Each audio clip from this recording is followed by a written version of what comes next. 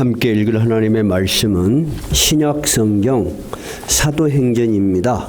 신약성경 사도행전 23장 26절부터 24장 9절까지 읽겠습니다. 사도행전 23장 26절. 제가 가진 성경은 229페이지입니다.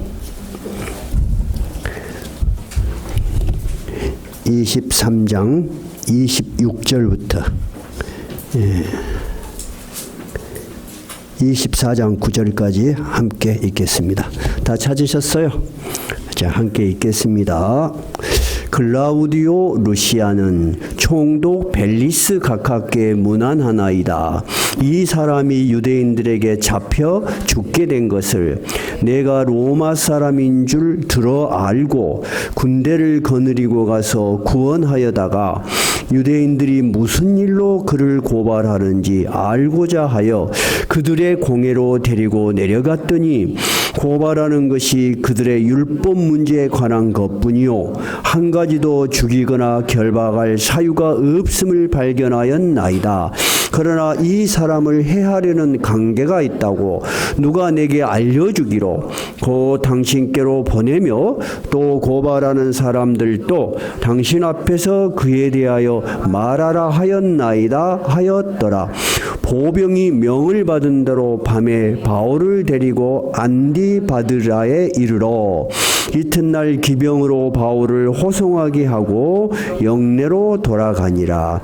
그들이 가이사라에 들어가서 편지를 총독에게 드리고 바울을 그 앞에 세우니 총독이 있고 바울더러 어느 영지 사람이냐 물어 길리기아 사람인 줄 알고 이르되 너를 고발하는 사람들이 오거든 네 말을 들으리라 하고 헤롯 궁에 그를 지키라 명하니라.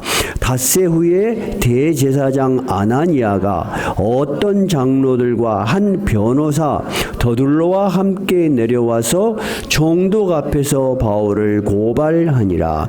바울을 부르매 더블로가 고발하여 이르되 벨릭스 각하여 우리가 당신을 힘입어 태평을 누리고 또 이 민족이 당신의 성견으로 말미암아 여러 가지로 개선된 것을 우리가 어느 모양으로나 어느 곳에서나 크게 감사하나이다.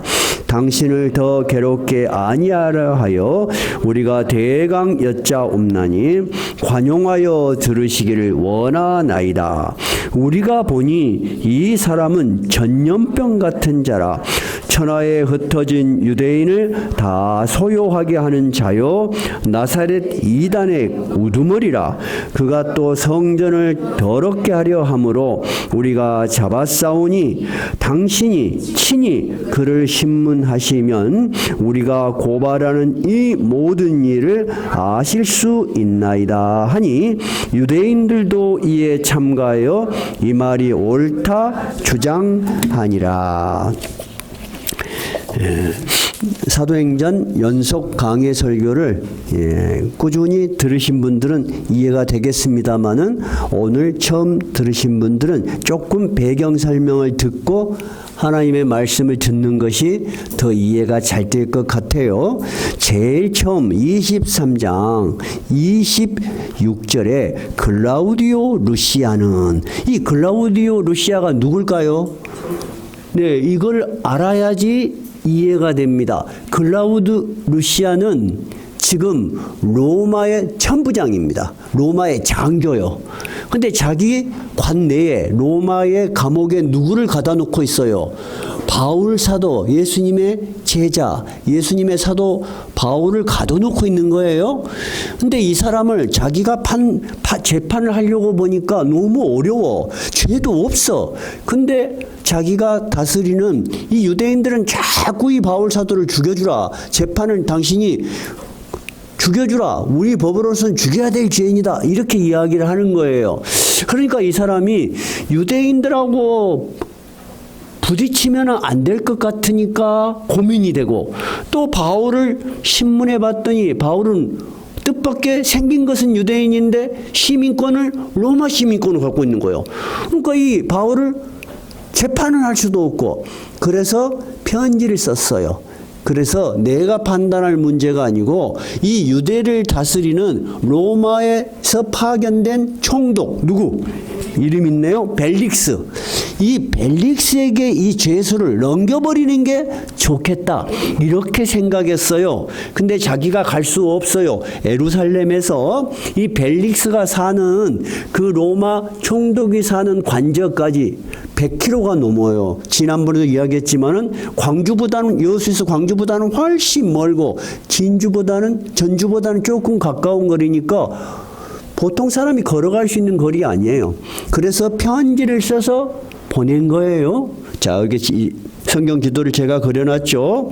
자, 지금 이 총독이 사는 글라우디오 루시아, 즉 이 바울이 갇혀 있는 데는 어디예요? 예루살렘이에요. 예루살렘에서 이 사람을 이제 로마의 총독부가 있는 데가 가이사랴야. 여기까지 딱 가둬가지고 이송을 하려고 해요. 근데 보니까 그냥 이송을 하는 게 아니고 어마어마하게 많은 군대가 호위를 하는 거예요. 자, 얼마나 많은 군대가 호위를 하나 한번 봐볼까요? 그 앞에 23절 한번 읽어봐요. 23절 24장 23절 시작. 백부장 둘을 불러 이르되 밤 제3시에 가이사랴까지 갈 보병 200명 칼을 든 200명, 또 기병 70명, 말을 탄 70명, 그 다음에 긴 창을 든 창병 200명, 총 몇 명? 470명을 이렇게 많은 군인들이 바울 한 사람을 호위를 하고 가이사랴까지 가는 거예요. 아니 죄수가 얼마나 대단한 죄수이가니 대통령을 모시고 가도 일 안 하겠네. 근데 왜 이렇게 많은 사람이 가는 거예요? 바울을 암살하겠다는 첩보가 들어온 거예요. 우리가 이 암살단을 구성해서 반드시 죽이겠다는 자객이 40명 이상이야.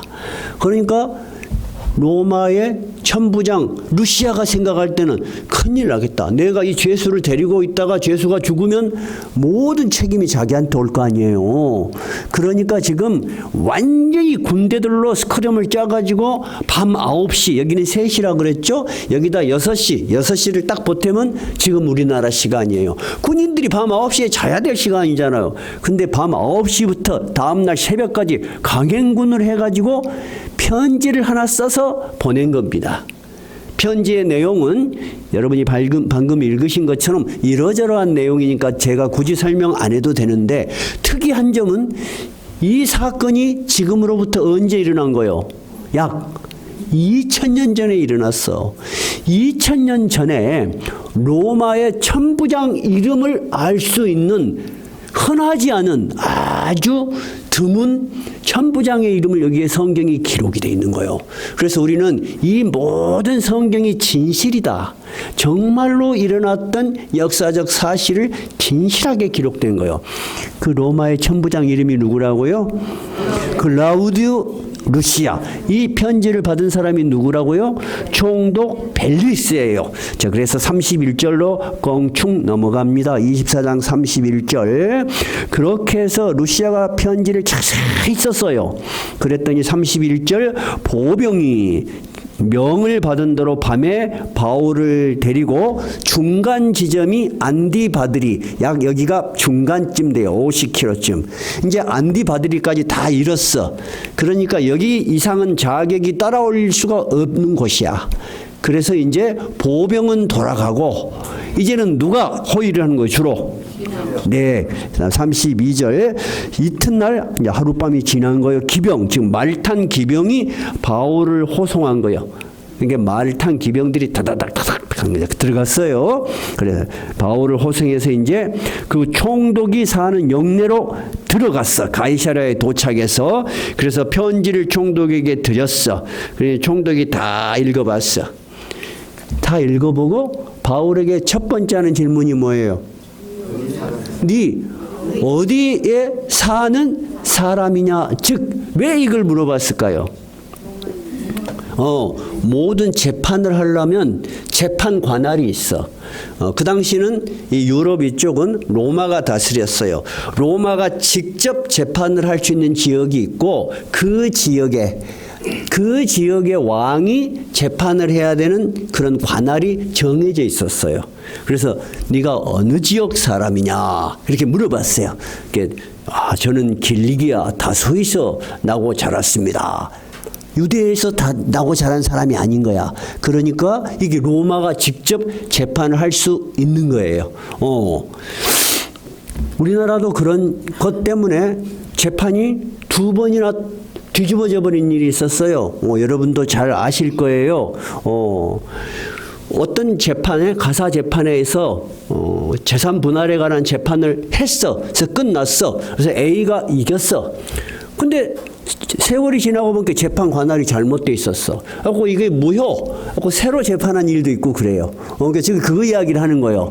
네가 어느 소속 사람이냐 그렇게 물어본 거예요. 그래서 이제 벨릭스가 들어보고 편지를 읽어보니까 로마 시민이라고 하고 이 사건이 좀 특이하기도 해. 그래서 자기 궁에 헤롯 궁에 그를 지켜두라 하고 고발하는 사람들이 오면은 즉 원고가 오면은 그 말이요. 왜 고발했는지 모르니까 그들의 말을 들어보겠다. 이렇게 한 거예요. 그러면 여러분이 이제 알고 있는 법 상식으로는 피고는 누구예요? 그럼 여기서 피고 바울 맞습니다. 원고는 누구예요? 유대인들 중에서 대제사장들 아주 높은 지위에 있는 사람들이 바울 이놈은 죽일 놈이다 이거야. 살려둬서는 안 된다는 거야. 지금 그걸 알고 들으면 여러분이 이 성경이라는 것이 착하게 살자 그런 이야기만 있는 게 아니구나. 정말로 일어났던 역사적 사실들 속에서 하나님이 어떻게 믿는 자들을 돌보시고 보호하시는가. 우리가 그 하나님이 살아계시고 어떻게 역사하시는가를 알 수 있어요. 그래서 이제 24장으로 넘어간 거예요. 그렇게 됐는데 며칠 후에 그렇죠. 닷새가 지났어. 이제 그랬더니 닷새가 지나니까 대제사장 아나니하고 어떤 장로들이 나타났어. 이 사람들이 바로 누구예요? 재판에 있어서 뭐예요? 원고예요. 원고. 이제 이 바울을 소송을 걸었던 원고들이 탁 나타났는데 자기들 힘으로는 어려워. 자기들이 재판을 한다면 얼마든지 자기 힘으로 하겠는데 이제 로마의 황제, 로마의 총독에게까지 가서 섣부르게 해서는 안 될 것 같으니까 누구를 데리고 간 거예요? 여기 보니까 변호사 더둘로. 그러니까 법의 전문 지식을 가진 더둘로하고 함께 다 간 거예요. 이제 상황을 이해가 되시죠? 이렇게 상황을 잘 이해하면 성경이 굉장히 이해가 잘 돼요. 근데 더둘로가 이제 변호사로서 바울을 고소를 할 내용을 말을 해줘야 돼. 되도록이면은 이 말을 듣는 총독이 이놈 바울 이놈 나쁜 놈이구만 죽여야 되겠구만 그런 마음이 들게 해야 되겠죠. 그래서 제일 먼저 벨릭스가 가요. 3절에부터 나옵니다. 3절에부터 벨릭스가 가요. 우리가 당신을 힘입어 태평을 누리고 지금 무슨 말이냐면 이 인사말이야. 우리가 이제 법정에 가보면은 존경하는 재판장님 대부분 그렇게 이야기해요. 근데 진짜 존경해요? 그런 거 아니야. 그냥 하는 말이요. 근데 지금 이 벨릭스는 이 유대를 침략을 해서 식민지로 삼고 있어. 근데 이 더둘로가 뭐라고 표현을 하냐면 당신 때문에 평화를 누리고 있대 우리가. 아주 그러면서 하여튼 벨릭스를 이만큼 띄운 거예요. 자, 그 다음에는 죄목을 이야기하는 거예요. 죄목을. 4절에 보니까 내가 간단히 말씀드리겠습니다. 자, 죄목의 1번이 뭐요? 5절에 있네. 1번. 우리가 보니 이 사람은 어떤 사람이다? 전염병 같은 자야. 옛날 성경에는 연병과 같은 자라 그랬어. 여러분 연병이 뭐요? 장티푸스요. 지금 용어로. 옛날에는 장티푸스가 그렇게 무서웠나 봐요. 장티푸스가 퍼지면 애기들이 그거 한번 걸리면 살아날 길이 없어. 막 죽는 거야. 그래서 옛날엔 전염병의 대명사가 장티푸스였어. 그것이 우리 흔히 하는 말로 연병이요. 근데 어쨌든 이거는 이제 성경이 좀 표준말로 바뀌면서 이 사람은 전염병과 같은 자라. 천하에 흩어진 유대인들을 다 소요하게 하는 자요. 자, 이것이 바로 핵심이요. 천하에 유대인들이 많이 흩어져 있는데 이 사람만 가면은 막 문제가 생긴다는 거예요. 무슨 말이냐? 로마의 치안에 치명적으로 해를 주는 놈이다 했단 말이야. 이놈은 아주 나쁜 놈이야. 당신들이 봤을 때도. 이놈이 전 세계를 다니면서 유대인들을 가nu면서 다 문제를 일으킨다는 거예요. 첫 번째. 두 번째는 뭐예요? 두 번째는 나사렛 이단의 우두머리요. 우리가 듣도 보도 못한 이상한 이단의 괴수다 이거야. 그래 가지고 6절. 그래서 그가 또 성전을 더럽게 함으로 우리가 잡았다. 다 현장에서 잡았다는 거야. 성전을 어떻게 더럽게 했어요? 이들의 주장에 의하면 바울이 예루살렘 성전에 들어가 있을 때 그때가 오순절이야. 전 세계 유대인들이 모여서 보니까 세계를 다니면서 전도를 하는 우리가 아주 싫어하는 바울이 있는 거야. 그러니까 어떻게 모함을 해요? 저 바울이 성전에 들어갈 수 없는 이방인을 데리고 들어갔다. 그 당시 유대법에는 이방인이 성전에 들어가면 돌로 맞아 죽어요. 그런데 특이하게 로마가 유대인의 종교를 인정하면서 그것도 인정을 해줬어요. 그래서 성전 앞에 돌비 2개가 발견이 됐는데 그 비문 자체에 그 내용이 정확하게 있어요. 이 안에 아무 허락 없이 들어간 이방인은 사형을 당할 것이다. 로마가 허락을 해준 거야. 그러니까 당신들이 우리 종교에 허락해 준 그 한계선을 넘어서 성전을 더럽힌 놈이요. 그러니까 어떻게 달라? 사형을 시켜주라. 사형을 언도를 해도 당신이 마땅하다. 지금 그 이야기예요. 이야기 다 됐죠? 그래서 8절 당신이 그를 침문하시면 우리가 고발하는 이 모든 일을 아실 수 있나이다. 당신이 이제 이 바울 피고 이 사람을 모든 걸 철저하게 조사해 보면 우리 말이 맞다는 것을 알 수 있을 것입니다. 다 그 이야기 한 거예요. 그런데 어떤 사본에는 어떤 내용이 하나 더 있냐면은 그래서 우리가 바울을 우리 법에 의해서 처계를 하려고 했는데 천부장 루시아가 이 바울을 빼앗아 갖고 당신한테 보냈나이다 이런 내용도 있어요. 어찌됐든 이제 더들로는 이 바울의 죄를 이야기한 거예요. 그러니까 9절 유대인들도 이에 참가하여 따라온 유대인들이 있었던가 봐요. 유대인들이 맞습니다. 그렇습니다. 그렇게 분위기를 띄웠다는 거예요. 자, 이까지가 오늘 본문의 말씀이에요. 자, 그러면 오늘 우리가 본문의 말씀을 읽으면서 어떤 내용이 신기한 내용이 있냐면 24장 5절에 뭐라고 돼 있냐면은 우리가 보니 이 사람은 어떤 자다? 전염병 같은 자다. 전염병 같은 자요. 여러분 이번에 우리가 코로나 바이러스가 걸리면서 전 세계가 이 전염병 여러 가지 종류의 전염병이 있지만 코로나 바이러스가 얼마나 무서운지를 실감을 했죠. 특히 우리는 조금 덜했어요. 우리는 의학이 발달되어 있고 또 경제적으로 국민들을 지원할 수 있으니까. 근데 중국은 아예 한 성을 못 나오게 해버렸어요. 한 달, 2달을. 하고 사람들이 막 미쳐버리는 거야. 그냥. 그렇게 무서워했어요.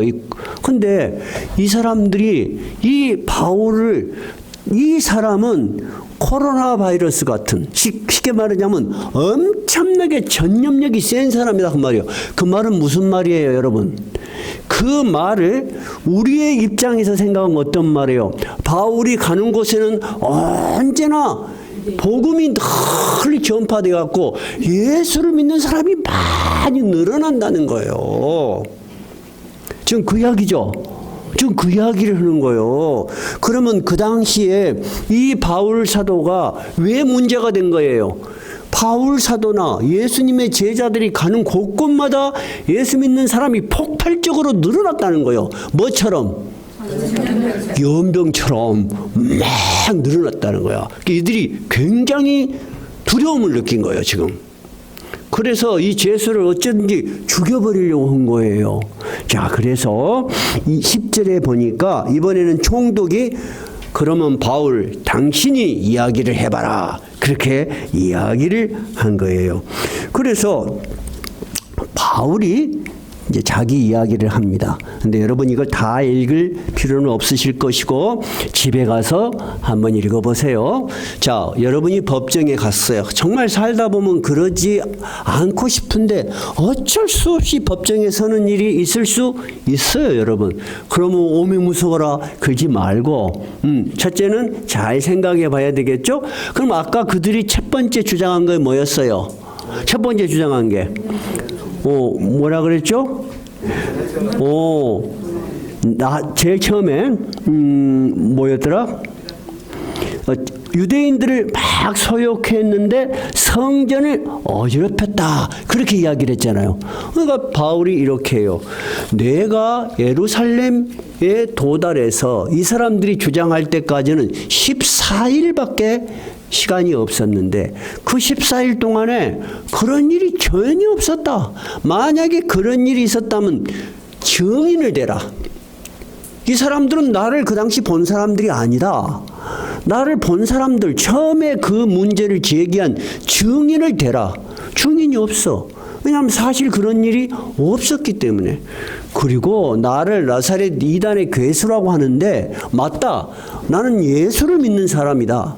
근데 예수를 믿는다는 것이 이들이 주장하는 것과 같이 아주 엉뚱한 일이 아니고 지들이 생각하는 하나님을 똑같이 믿는다. 거기에다가 나는 누구를 만났다. 정말 십자가에 죽었는데 나도 믿지 못했는데 죽은 자가 부활했다는 말을 믿는 사람들을 어리석게 생각했는데 내가 바로 그 부활하신 예수를 만난 사람이다. 그래서 내가 새로 전하는 것은 부활에 대해서 전한 것밖에 없다. 정말 내가 죄가 있다고 한다면 그 증인을 대라. 증인이 없는 거야. 근데 벨릭스가 편지도 읽었다. 또 바울이 너무 당당하게 하는 말, 그리고 반박을 못해. 더들로는 사건을 모르니까. 현장에 있었던 사람이 아니니까. 그래서 벨릭스도 죄가 없는 걸 알았어요. 근데 벨릭스도 똑같아. 이 정치적 지위에 있는 사람들은 어떤 것이 진실한 것인가, 어떤 것이 국민의 이익이 되는가, 이것에 알면서도 그것에 올인을 못해. 어디에다 관심을 써? 내가 표가 떨어질 것인가 안 떨어질 것인가, 어떤 것이 지금 내가 인기를 얻는 것인가, 지금의 우리나라 체제로 말하자면 어떻게 해야지 우리 당이 이길 것인가. 진실의 모든 발언에 중심을 두는 것이 아니고 무엇이 내게 유익한가를 생각하는 거야. 그래서 벨릭스가 이 유대인들하고 괜히 이 바울 죄도 없구만. 그러면 이 사람들이 완전히 화가 나가지고 안 좋은 여론이 형성돼. 하고 로마에 보고가 돼. 벨릭스는 로마에 어지럽히는 죄수들을 두둔한다. 이런 말을 들을까봐 바울 편을 못 들어. 그리고 다음에 가다 놓고 더 깊이 우리가 만나보자. 자, 그렇게 합니다. 10절 한번 봐봐요. 자, 10절은 다 보셨고요. 자, 22절 한번 봐봐요. 24장 22절 시작. 벨릭스가 이 도에 관한 것을 더 자세히 아는 거로 연기하여, 재판을 연기했습니다. 연기하여 이르되 천부장 루시아가 내려오거든 너희 일을 처결하리라 하고 백부장에게 명하여 바울을 지키되 자유를 주고 그의 친구들이 그를 돌보아 주는 것을 금하지 말라 했다는 거예요. 근데 신기한 것은 벨릭스의 총독이 이 도에 관한 것, 즉 예수에 관한 것을 자세히 안다는 거야. 두 번째, 이 재판을 지금 당장 내려도 되는데 그러면 자기가 뭔가 정치적 부담이 돼. 그러니까 무기한 연기를 하면서 핑계를 대. 누가 오면? 천부장 루시아가, 나한테 이 죄수를 보낸 천부장 루시아가 오거든 내가 다시 한번 재판을 열겠노라. 아니, 천부장 루시아는 편지에 자세히 썼잖아요. 그리고 천부장 루시아는 아무 증인의 역할을 못해. 바울이 말한 것이 다 옳다고 편지에 이미 썼어. 내가 볼 때 이 사람은 죄가 없다고 썼어. 근데 정치적 판단을 한 거야, 벨릭스가. 근데 이 벨릭스라는 사람이 어떤 사람인가 알아야지 여러분이 이해가 돼요. 벨릭스는 원래 노예 출신이었어. 근데 로마의 본토에 글라우디오 황제 그 측근 가까운데 자기 형이 있었어. 형이 어떤 공이 있었던가 봐. 그것 덕분에 승진해가지고 유대의 총독으로까지 왔는데 엄청나게 돈을 밝히고 폭정을 일삼는 아주 악한 대표적인 지배자였어요. 근데 이 사람이 바울을 조심조심 다루는 이유가 있어요. 첫째는 뭐였냐면 바울이 어렸을 때부터 로마 시민권을 가지고 있다는 것에도 신경이 쓰였을 것이고, 둘째는 이 벨릭스가 예수 그리스도에 대한 복음을 들은 일이 있어요. 그리고 잘 알아요. 어떻게 해서 잘 아냐? 자기 젊은 아내가 있어요. 드루실라라는 젊은 아내가 예수 그리스도에 대한 복음을 굉장히 심취해서 더 알고 싶고 그래요. 그래서 다음 주 설교에 나오겠죠. 자기 남편에게 만나보고 싶다고. 그렇게 해서 만나게 돼요. 그래서 오늘은 여기까지. 그래서 지금 벨릭스가 모든 재판을 뒤로 연기를 한 거예요. 얼마나? 2년이나. 그러니까 바울의 입장에서는 너무나 억울한 거죠. 그러나 하나님의 입장에서는 이 본부에 가이사랴에 있으므로 누구도 만나게 해라. 그래서 자유스럽게 복음을 2년 동안이나 전할 수 있게 됐어요. 그래서 예수 그리스도께서 바울에게 처음 나타났을 때 갑자기 강한 빛을 비추시죠. 말에서 떨어졌잖아요. 장님이 됐잖아요. 그래서 그가 눈을 못 뜨고 있을 때 아나니아가 가서 그의 사명을 이야기하죠. 이는 내가 이방인에게 보내서 이방인들의 임금들과 이방인들에게 내 복음을 전할 자라. 근데 여러분, 죄수가 어떻게 이방인의 왕들에게 높은 지위 있는 사람들한테 복음을 전하겠어요? 이렇게 신기한 방법으로 헤롯궁, 즉 유대의 최고 높은 궁전이에요. 여기에 로마 총독도 살고 헤롯 왕도 와요. 그래서 바울이 다 만나게 돼요, 여기서. 그래서 이들에게 복음을 전해요. 이들이 두려워해요. 자, 이런 하나님의 신비한 일을 우리는 그냥 눈에 보일 때는 바울이 재수 없어서 끌려가갖고 이런 벨릭스 같은 이 기회주의자를 만나서 2년이나 거기 갇혀 있다니까. 근데 희한하게 벨릭스가 사람도 만나게 해줘라. 그 다음에 자유롭게 해줘라. 그거 연금만 시켜놓은 거야. 그러니까 그 2년 동안 복음이 많이 퍼지게 된 거예요. 자, 오늘 우리가 본문을 읽으면서 생각해 볼 수 있는 것들은 왜 예수를 전하는 바울 또는 그의 제자들을 유대인의 지도자들은 전염병 같은 자라고 했는가?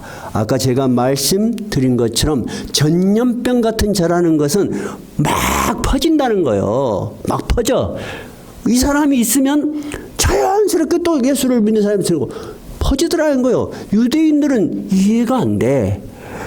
그런데 어떻게 이런 일이 그러면 가능한 것인가? 여러분 한번 생각해 봐요.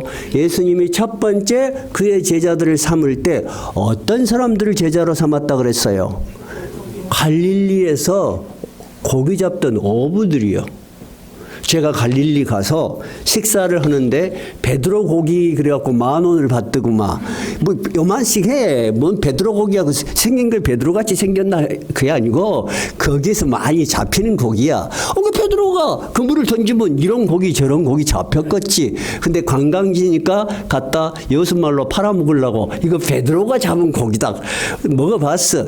여수 고기가 훨씬 맛있어요. 갈릴리는 바다요 호수요? 호수요. 근데 거기에는 바다하고 호수가 단어가 똑같아요. 그냥 그래서 어떤 성경 번역에는 바다, 어떤 데는 호수 이렇게 돼 있어요. 근데 굉장히 넓어. 우리 여수 크게 반쯤 돼요, 호수가. 이 사람들이 고기 잡던 사람들이요. 죄송하지만은 옛날에 뭐 지금이야 다 의무 교육이 돼서 다 교육들을 다 많이 받으시지만은 바다에서 고기 잡는 분들은 교육을 받을 기회가 많이 없었어서요. 그죠? 일자 많이 배운 사람들이 아니에요. 어디 가서 예수 믿읍시다 할 만한 배짱 있는 사람도 아니에요. 왜? 일단은 무시당하니까.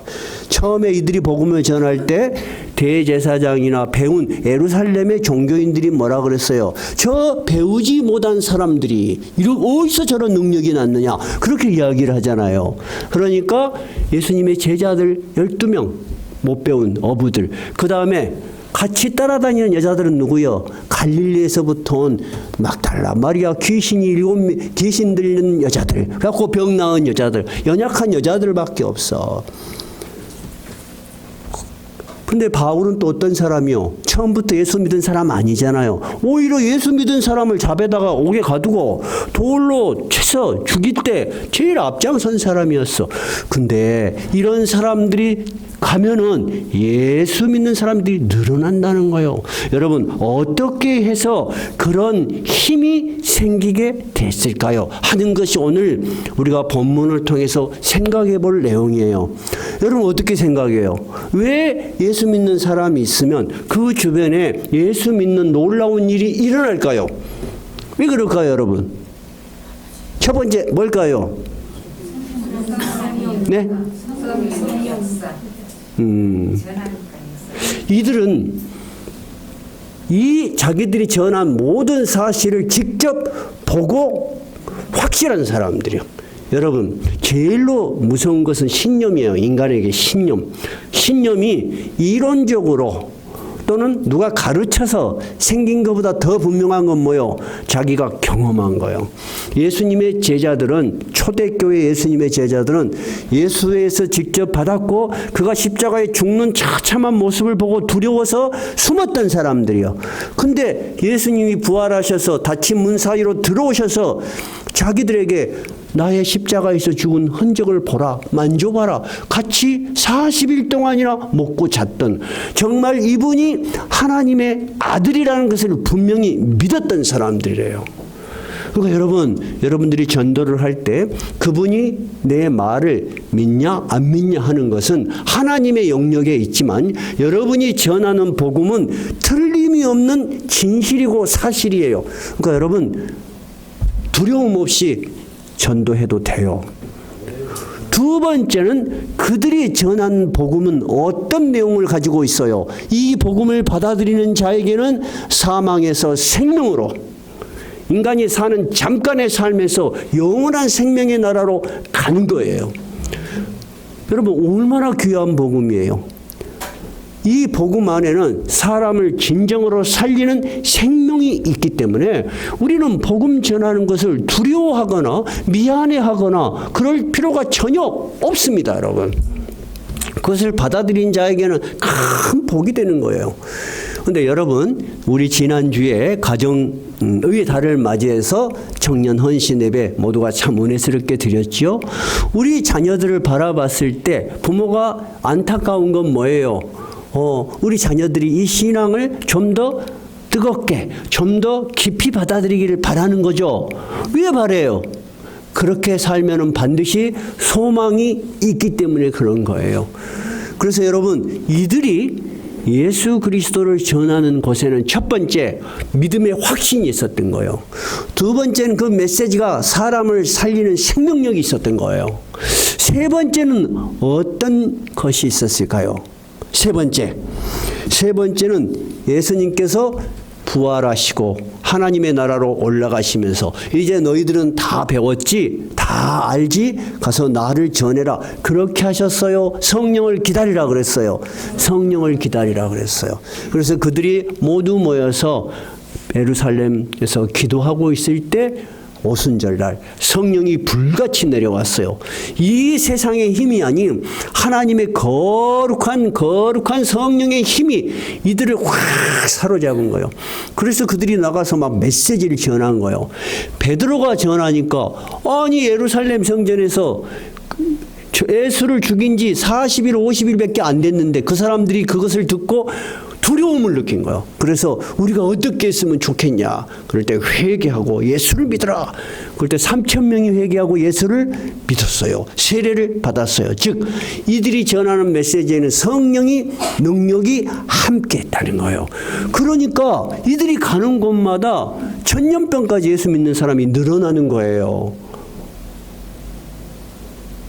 이제 이 사람들이 두려워한 이유를 알겠죠. 그런데 이 사람들은 그런 것에 대한 이해가 안 되니까 왜 이렇게 이들의 말이 힘이 있는지를 몰라요. 그러니까 이들은 어떻게만 하면 된다고 생각해요. 유대인들은 이들을 죽여버리면 된다고 생각해요. 어리석은 생각이에요. 200년 300년 동안 로마 시대는 이 예수 믿는 사람을 끊임없이 잡아다가 죽였습니다. 사자들을 맹수들의 밥으로 던지고 검투장에서 막 동물들하고 사람하고 싸우잖아요. 그럴 때 흥미를 돋구기 위해서 예수 믿는 사람들을 잡아가지고 거기다가 던졌어요. 그러면 막 맹수들이 와서 잡아먹어. 그럼 사람들이 막 좋아하고.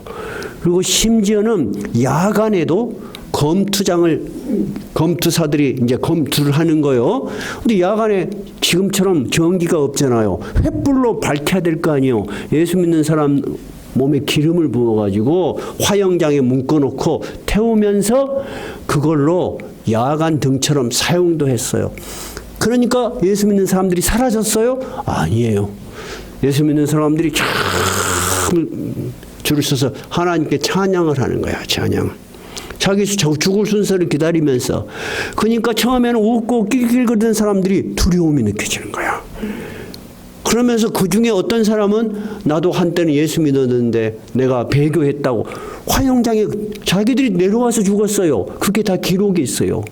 200년 동안 그렇게 예수 믿는 사람을 죽여도 줄어들었어요? 아니에요. 더 많이 퍼져갔어요. 어느 정도로 퍼져갔어요? 313년에 로마는 당해낼 수가 없다. 예수 믿는 사람들을. 차라리 우리가 예수를 믿자. 그래가지고 로마의 국교가 기독교가 되어버렸어요. 로마가 정복을 당해버린 거예요. 그러면 예수님의 제자들이 칼을 들고 싸웠어요? 아니에요. 그러면 핵폭탄을 발명했어요? 아니에요. 오직 무엇으로? 복음으로. 복된 소식을 통해서 예수 믿는 사람이 늘어난 거예요. 로마가 점점 변해가는 거예요. 갑자기 우리가 사람을 죽이고 이런 걸 즐거워하고 그런 것들이 부끄럽게 느끼게 생각된 거예요. 그래서 점점 지하교회에서 예배를 드리기 시작했어요. 사람들이. 그래서 로마의 카타콤 지하 묘지에 숨어서 200년 이상을 그렇게 예배를 드리면서 이들은 결코 무너지지 않았어요. 즉 전염병보다 더 무서운 힘을 가진 크리스찬의 능력이에요. 첫 번째, 이들의 믿음에 확신이 있었다는 거예요. 두 번째, 이 메시지 안에는 생명이 있었다는 거예요. 사람을 움직여. 야, 이렇게 살아서는 안 되겠다. 내가 지금까지 이렇게 살아온 것이 잘못됐구나 하는 것을 느끼게 해줘. 세 번째는 뭐라고요? 성령의 능력이 함께해서 영혼을 막 흔들어. 그래서 예수 믿는 사람들이 폭발적으로 늘어나게 된 거예요. 그래서 이 사람들은 이러한 현상을 모르니까 전염병 같은 자라. 여러분, 저건 연병 같은 놈이야. 즉 전염병 같은 자라는 말은 좋은 말이요, 나쁜 말이요? 자기들은 나쁜 의미로 이야기한 거죠. 그런데 바울 사도는 똑같은 내용을 아주 좋은 단어를 썼습니다. 한번 찾아볼까요? 고린도 후서 2장 14절. 고린도후서 2장 14절. 제가 가진 성경은 288페이지입니다. 288페이지 15절 16절 한번 읽어볼까요? 15절 16절 시작. 우리는 구원받는 자들에게나 망하는 자들에게나 하나님 앞에서 그리스도의 향기. 여러분 향기가 뭐요? 이것도 퍼지는 거죠. 우리에게서는 그리스도의 향기가 난다는 거예요. 자, 그런데 16절. 이 사람에게는 사망으로부터 사망에 이르는 냄새요, 저 사람에게는 생명으로부터 생명에 이르는 냄새라. 누가 이 일을 감당하겠는가? 즉 무슨 말이냐? 우리 안에는 그리스도가 있어서 그리스도의 향기가 나. 그리스도의 향기가 나는데 어떤 사람은 이 그리스도의 향기를 맡으면 무서워해. 피해버려요. 이 사람은 이 향기가 무서워. 좋아하지를 않아. 혹시 나한테 전도 올까봐 피해. 사망으로부터 사망이로. 이 사람은 절대 가까이 오질 않아. 그러니까 결국 그는 사망으로 끝날 거야. 근데 어떤 사람에게는 어때요? 저 사람에게는 생명으로부터 생명에 이르러. 즉 어떤 사람은 그 냄새가 너무 좋아. 야, 네 몸에서 나는 냄새, 네가 전하는 그 복음의 메시지에 내가 관심이 있어. 내가 한번 너 따라서 교회 한번 나가볼게. 이럴 수도 있겠죠. 관심을 가져. 생명에 관심이 있는 거야. 그래서 생명으로부터 생명에 이르느니라. 여러분, 그러면 우리는 알지 못할지 모르지만 우리는 그리스도의 향기가 나는 살아있는 그리스도의 제자들이에요. 여러분이 가는 데는 항상 그리스도의 향기가 나야 돼. 그리고 나고 있어. 여러분을 만나는 사람은 모두 다 복받은 사람이야. 왜냐하면 여러분을 만나서 여러분의 말에 귀를 기울이면 생명에서부터 생명에 이르기 때문입니다. 여러분, 얼마나 복된 역할을 우리가 합니까? 근데 바울 사도가 누가 이 일을 감당하겠는가? 여러분, 누가 이 일을 감당하는 거예요? 바로 우리가 그 일을 감당하는 거예요. 오늘 김용혜 권사님하고 어르신 두 분이 같이 오셨어. 근데 김용혜 권사님이 오랫동안 사귄 분 아닐지도 몰라. 그러나 김용혜 권사님이 그리스도인이기 때문에 그리스도의 향기가 난 거야. 그러니까 같이 오신 거야.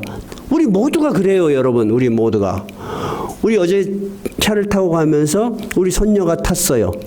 손녀가 탔는데 나의 사랑하는 책 그걸 한 곡 불러줬어요. 그랬더니 금방 따라가고 계속 부른 거야. 집에서도. 할아버지가 크리스찬이 아니었다면 그런 기회가 없겠죠. 여러분이 우연하게 손녀들에게, 자식들에게 부르는 찬송과 한 절이 그들에게 기억에 남을 수 있는 거예요. 그리스도의 향기라는 것이 여러분 그런 거예요. 여러분이 그리스도의 향기라면 마땅히 언제 어디서나 반드시 어떤 냄새가 나야 돼요? 그리스도의 냄새가 나야 돼. 그리스도를 알게 하는 냄새가 나야 돼. 이것이 무서운 힘이 있다는 거예요. 이 힘이 어디에서 연유하는 거라고요? 첫 번째는 믿음에 대한 확신입니다. 따라해보세요. 믿음에 대한 확신. 여러분은 이제 머뭇거릴 필요 없어요. 수십 년을 교회 다니신 분들이잖아요. 근데 무엇을 더 확신을 갖겠어요? 여러분 이미 확신을 갖고 계시는 거예요. 두 번째는 이 메시지 안에는 뭐가 있다? 생명이 있다. 바울 사도는 뭐라고 했어요? 생명으로부터 생명에 이르는 힘이 있는 거예요. 세 번째는 인간의 힘으로 나의 생각으로만 되는 일이 아니고 그렇게 기도하고 힘쓰는 우리를 통해서 그 향기를 맡고 또 어떤 사람이 그리스도의 제자가 되는 것은 오직 누구의 능력이다? 성령의 능력이요. 그래서 우리의 메시지에는 항상 힘이 있어야 돼요. 우리가 2024년은 특별히 하나님의 복음을 전하기 위해서 기도하고 힘쓰고 있습니다. 항상 여러분이 이 일을 할 때 두려움을 가지시면 안 돼요. 우리 안에 있는 복음은 굉장히 귀한 것이라는 높은 자부심을 갖고 일하세요. 그분이 받아들이냐 받아들이지 않냐 하는 것은 우리의 영역이 아니에요. 어떤 사람은 사망에서 사망에 이를 것이요, 거부하는 사람들에게는, 어떤 사람에게는 생명으로부터 생명에 이른 놀라운 은혜가 있을 것입니다. 여러분을 통해서 이 놀라운 은혜가 여러분을 만나는 모든 사람에게 열매 맺기 바랍니다. 찬송가 546장입니다.